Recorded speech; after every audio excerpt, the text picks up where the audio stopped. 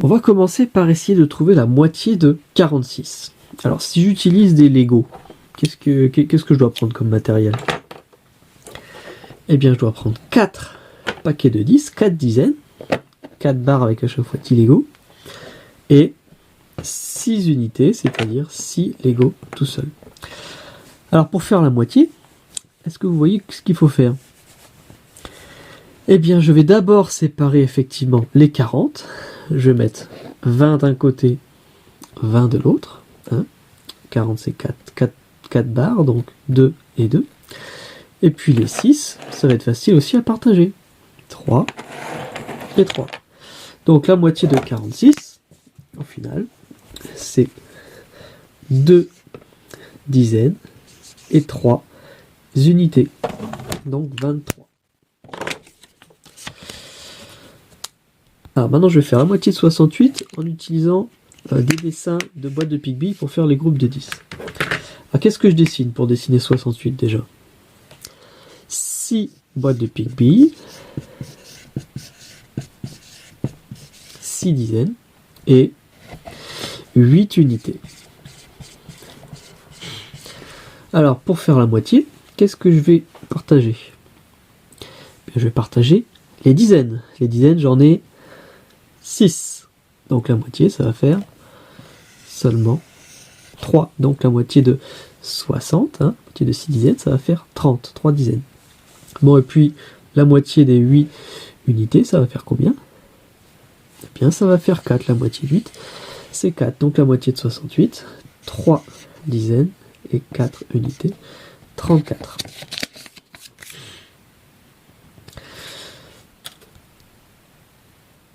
Bon, et si je veux chercher la moitié de 84, vous voyez comment il faut faire. La moitié de 80, la moitié de 8 dizaines, ça fait 40, 4 dizaines.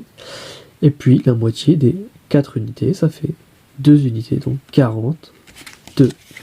42, voilà, la moitié des dizaines, la moitié des unités. Bon, et si je veux faire maintenant la moitié de 58, là ça va être un petit peu plus difficile, donc je vais reprendre mes Lego. Alors qu'est-ce qu'il faut que je prenne comme Lego? 5 dizaines, 5 barres avec 10 Lego et 8 unités, 8 Lego tout seul. Alors je vais faire comme tout à l'heure, je vais d'abord séparer les dizaines. Alors les dizaines j'en ai 5, ça fait 50. Alors quelle va être la moitié de 50? Là c'est plus dur parce que la moitié de 5 barres, là je peux en mettre 2 d'un côté, 2 de l'autre, mais celle-là je ne peux pas. Donc qu'est-ce qui se passe? Je coupe ma dizaine en deux pour faire 5 unités et 5 unités. Donc la moitié de 50, c'est combien? 25. Mais maintenant, je n'oublie pas de partager aussi les 8 unités. Là, cette fois-ci, c'est facile. La moitié de 8, c'est 4. Donc 4 ici et 4 ici. Ce qui donne combien pour la moitié de 58? Alors la moitié de 50, on a dit que ça faisait déjà 25. Mais là, comme j'ai 4 en plus, ça fait 29. Là, on a 9 unités. Bon, là, je l'ai laissé la barre en deux, mais sinon, on peut la décomposer vraiment en unités pour dire que ça fait 29. Moitié de 58.